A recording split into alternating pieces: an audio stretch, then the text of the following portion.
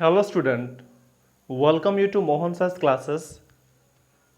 In this class we will learn chapter 7, the Reformation and the Enlightenment, 1300 to 1800 CE. And this is the second chapter of your history section. This is the second chapter of your history section, and which is the chapter 7 of your social study, the Reformation and the Enlightenment. That is from 1300 to 1800 CE, or we can say Common Era. Let us begin the lesson. The Reformation and the Enlightenment, 1300 to 1800 CE. In the previous chapter, we saw how new ideas and the new thinking in creative art spread towards the end of the Middle Ages. That means in the chapter 6 is 6 of your social study, or the first chapter of your history section. We learn about how new ideas and thinking in the creative art spreads toward the end of Middle Age. That means in the end of Middle Age there were new ideas, new thinking and creativity spread towards in the Middle Age. Understood? We also saw how the culture exchange between countries led to the spread of scientific knowledge. Then in chapter 6 we learn that as the culture exchanged between the countries, so because of changing of culture there was spread of scientific knowledge. Understood? When the people exchange the culture in between countries, states and etc. So what happened? Because of that one, there was spread of scientific knowledge also. How could religion stay untouched by these developments? That means when these developments took place, which developments? That means because of change of or exchange of culture, scientific knowledge spread over the world. So the question is now that as there are a lot of changes or the spread of scientific knowledge, then how could religion stay without touch or untouched? The way people look at religion and their ways of thinking changed by the end of the Middle Ages. That means in the Middle Ages, the way of religion and the thinking of people changed in the Middle Ages or end of the Middle Ages. In India and the Islamic countries, this change was seen in the Bhakti and Sufi movements. But when we talk about particularly India, so these changes, which changes? That means spread of scientific knowledge and the changes of this religious system, new thinking, new ideology, it took place in the India and Islamic country when? During the Bhakti and Sufi movements. In Europe, another major movement accompanied the Renaissance and the scientific revolution, the Reformation and Reformation of Christianity. So if we talk about the Europe, what happened? There was a major movement accompanied.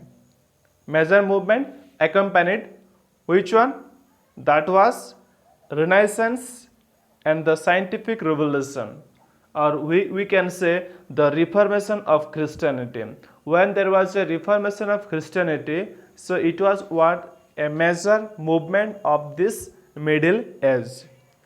So in this paragraph we learn that, as we learn in chapter 6, that because of in the end of the Middle Age there was what? New thinking and new creativity spread, and as people exchange the culture in between the countries, the scientific knowledge was spread all over the world.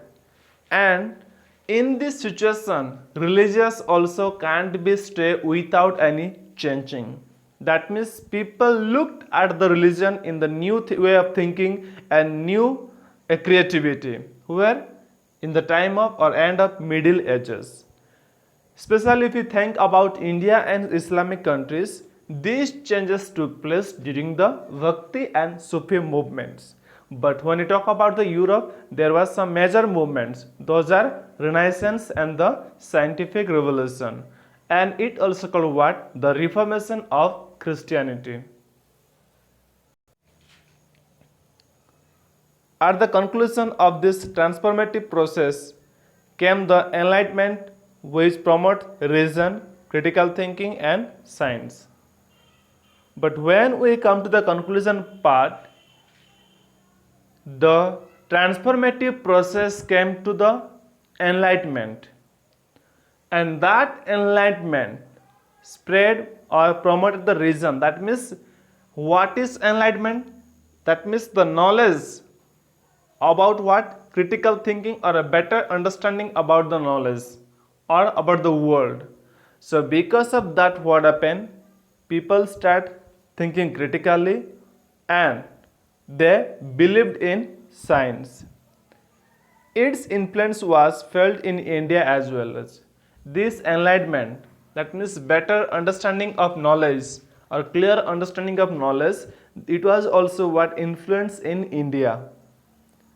We shall try to understand this development in this chapter. So in this chapter we will try to understand how it influenced India and how the development took place in India and other country, that we will learn from this chapter. So our first topic is religious debates and religious reform. Religious debate and religious reform. Let us begin the paragraph. People during the Middle Ages were generally God-fearing and had blind faith in their religious leaders and religious texts. If we talk about the people of Middle Ages, they were fearing of God. That means people used to fear God.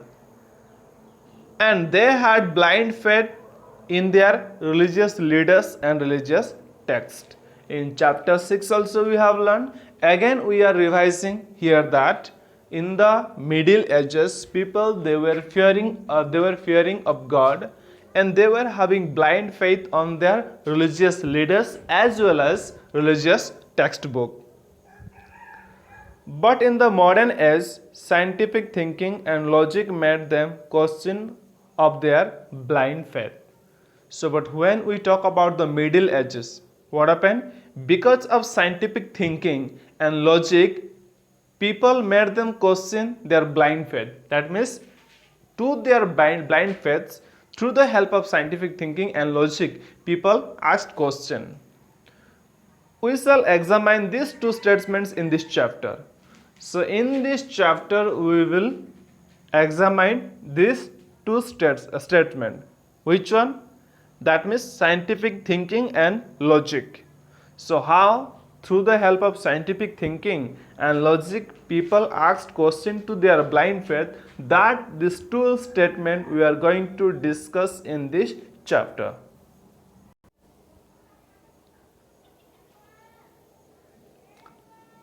Religious diversity in India. What is the meaning of diversity? That means different. You might have learned in the biology section also, in the science we have learned about the diversity. So what is diversity? That means different. So different religion in India we will be learning from this paragraph. Religious diversity in India. What are the different religions in India and what are their teachings? So those things we will be learning from this paragraph. If you look at India after 4th century CE or Common Era, we see many religions, sects and philosophers flourishing. So, if you talk about the 4th century of India, we can find that many religions, sects. What is sects? That means we can say the religious teacher or guru, and philosophy is flourishing. In the 1st century, there were many religions, many sects or guru of the religion, many philosophy, all these things developed in 4th century. Even within a single religion, there was religious diversity with people following different religious beliefs. That means if we talk about a particular religion, either Hindu, Muslim, or Christianity, so within a religion, there are different religion, different teachers, different guru, different sects, and people is to follow different beliefs. People used to follow different beliefs. If we talk about Hinduism, so within the Hindu itself, there are different types of Hindus. If we talk about Christianity, within the Christianity, there are different types of Christian and different denomination. So it is said that within the religion there was diversity and people used to follow different religious belief, but they are willing to listen to other people's beliefs and ideas and try to understand them. Though there were different religions and within the religions there are different religion, so even then people willing to listen other religion. Example, okay, if you are a Christian or Muslim or Hindu, so you may listen to other religion. You will try to understand what they teaches, what they teach. Or if sometime a Christian may listen to a Hindu, or sometime a Hindu may listen to a Muslim, and they were eagerly willing to learn and listen actually what other religion teach, and in that way they were trying the level best to understand the religion. They were also willing to change their own beliefs and accept new ideas. So through this new idea, as they were listening to other religion, other beliefs, other culture, so they also wanted to change their own beliefs and they wanted to accept the new ideas. So in this paragraph we learn that in 4th century there was development of many religions, sects and philosophies, and within a single religion what happened, there are also different religions arise, different religious beliefs also. So what happened, people were willing to listen to others people's beliefs and ideas and try to understand them better, and they were also willing to change their own beliefs and they also wanted to accept new ideas. Next paragraph. Every region had its tribal societies that worshipped their own gods and goddesses according to their traditional customs and practices. This sentence says that in every region, especially in the tribal societies, they worship their own gods and goddesses according to their tradition, custom and practice. That means if you talk about a tribal society, each and every region, they have their particular god. That means each and every region, they have their own gods and goddesses according to their traditional custom and practice. As their forefather, their parents, grandparents taught them, according to that way, they have their traditional custom and practice.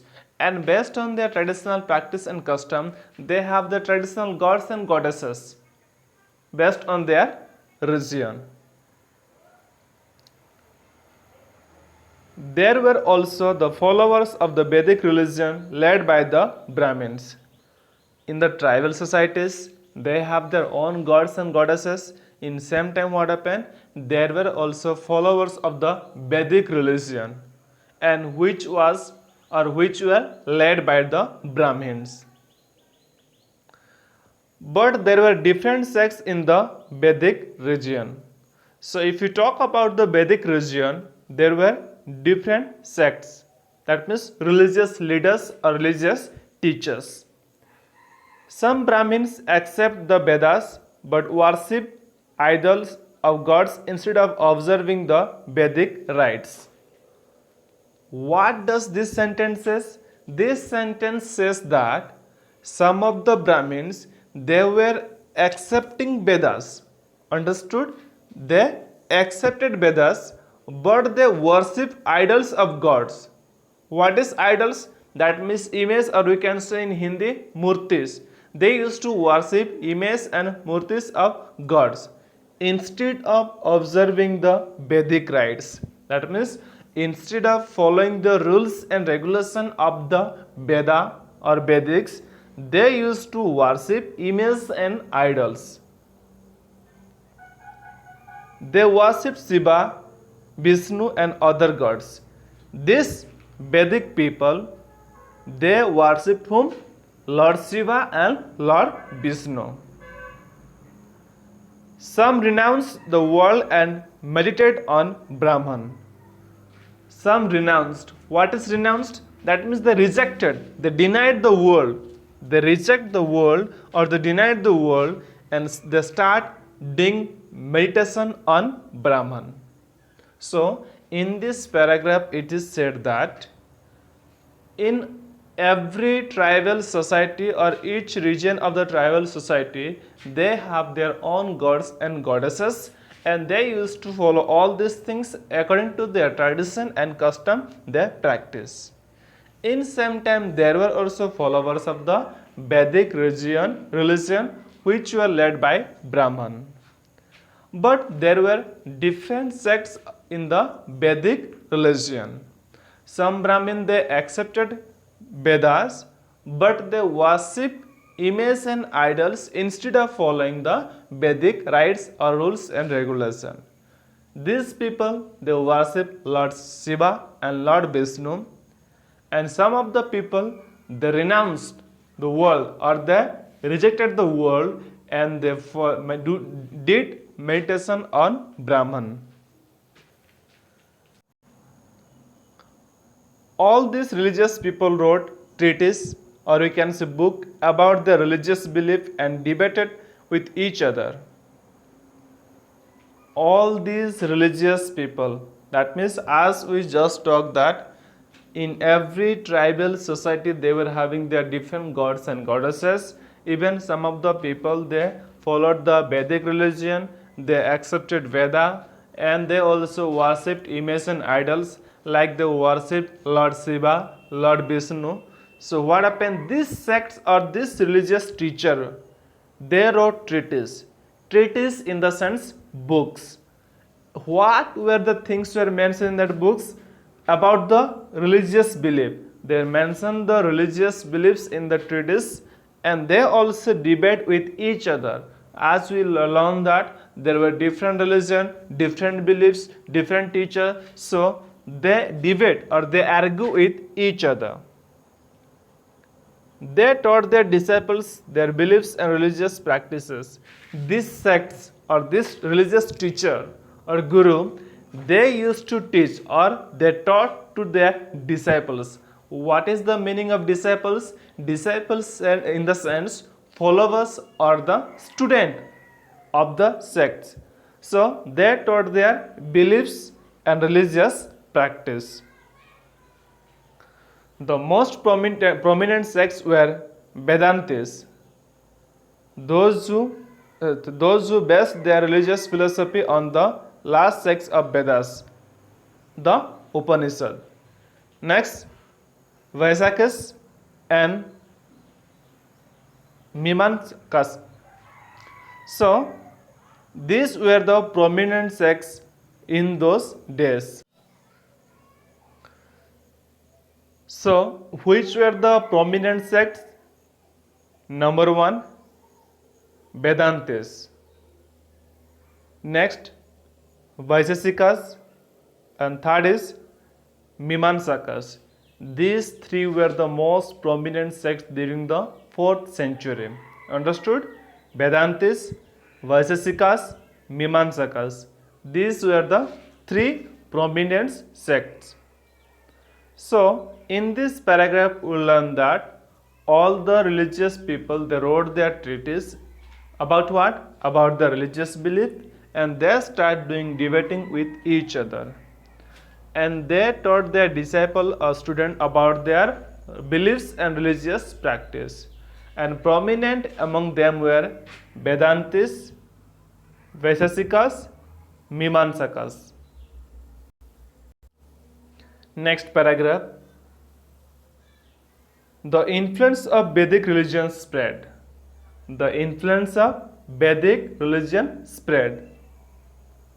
But the number of sects and branches also increased. As many people were influenced by this Vedic religion, or the Vedic religion spread many part of India. In the same time, what happened? There were also a number of sects and branches increased. As slowly the spread of Vedic religion increased. So because of that, number of the teacher also increased, and branches, that means different branches, or we can say different part of the religion also increased.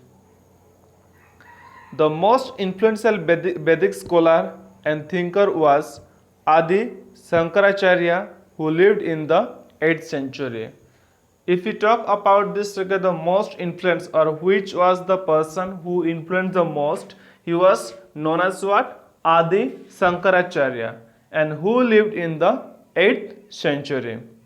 So what does this paragraph says? That the Vedic religion spread all over the India. In same time, number of sects and number of the branches also increased. If we talk about the many sects, but there was a person who was mostly influenced. He was known as Shankaracharya, who lived in 8th century.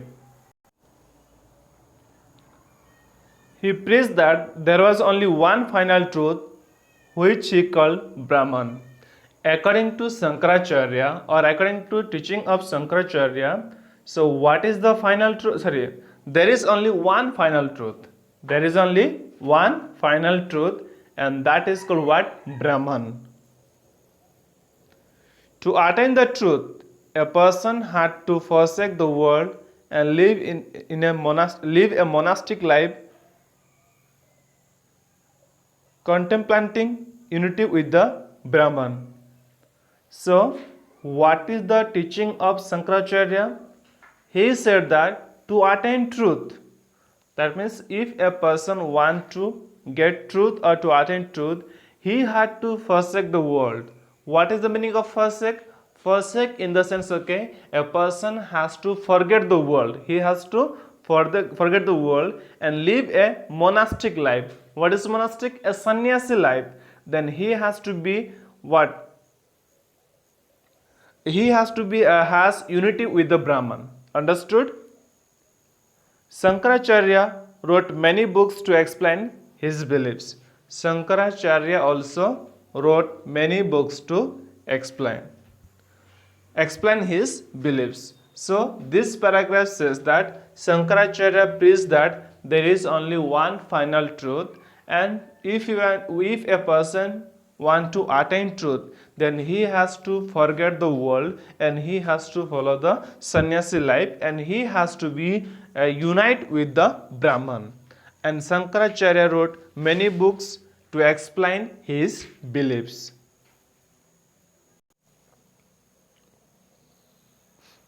But many Vedantists did not agree with what he said. One of them was Ramanujarya, who lived in 12th century. So as we learn that Shankaracharya, he wrote many beliefs, and he said that there is only one final truth, and to attain the truth, a person has to forsake the world and he has to live a monastic life and has to be united with Brahman. And he also wrote many books about his beliefs, but many of the Vedantis, they did not agree with Shankaracharya. There are many people, those who did not agree, but one among them was Ramanujacharya, and he is the person who lived in 12th century. He believed the ultimate truth was God Vishnu, who is the creator, protector, and destroyer of the world. So what is the teaching and belief of Ramanujacharya? He said that there is only one ultimate truth, and that was God Vishnu. That was God Vishnu. And he is the creator, he is the protector, and he is the destroyer of the world. This was the teaching of Ramanujacharya. In addition, there were humans, that means jivas, who eagerly sought to immerse themselves in God. So he said that means except, apart from God Vishnu, there was humans, that means we call jivas. Those were eagerly sought. What is sought? That means is the past of what? Seek. Seek means what? Searching. So eagerly searching or searching for what? To immerse themselves in God. That means to merge with God, to be with God, or to be united with God. Bhakti was the path for them to unify with God. And in order to unify with God, what is the process? Bhakti. Through bhakti only a jiva or human being can unify with God.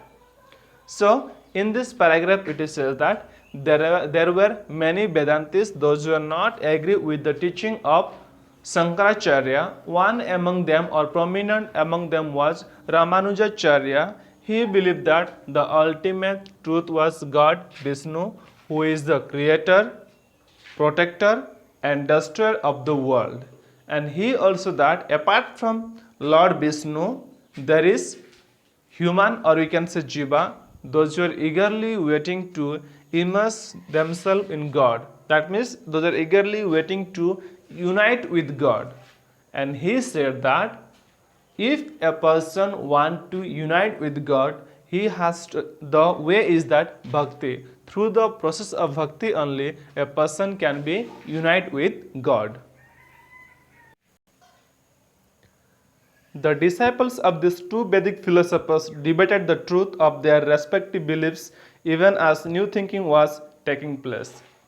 This sentence says that the disciples of these two Vedic philosophers, who were Shankaracharya and Ramanujacharya, that student, they start doing debating of the truth of their respective beliefs as new thinking was taking place. As there were many new thinking were taking place, the disciples or the students of these two philosophers, that means the philosophers means Shankaracharya and Ramanujacharya students, they start debate among themselves. This was the situation with one branch of Brahmins following the Vedic tradition. So this was the situation with one branch of Brahmins following the Vedic tradition. That means the Brahmins, those are following Vedic tradition. This was the situation. There were the Shivites or worshipper of Shiva, the Shaktas are worshipper of Shakti, and Vaishnavas are worshipper of Vishnus, and so on. That means there were Shivites, that means there are people, those who are called like Shivites. They were worshipping of Shiva. Understood? Except so far we are talking about the Brahman, but now what happened again? There were people, they are called what? Shivites. That means they were worshipping Lord Shiva. Next, there were people, Shaktas. That means they were worshipping Shakti. And also there were people, Vaishnavas. Those were worshipping Lord Vishnu. Debate and conflicts continue among these devotees as to who is the supreme God and what are the paths to reach the God. Each of these branches had many sects. So as we saw now, there were three types of followers. One is Shivites, those who are following Shiva and worshipping Shiva. Other was, we can say what, Shaktas, those who are worshipping Shakti.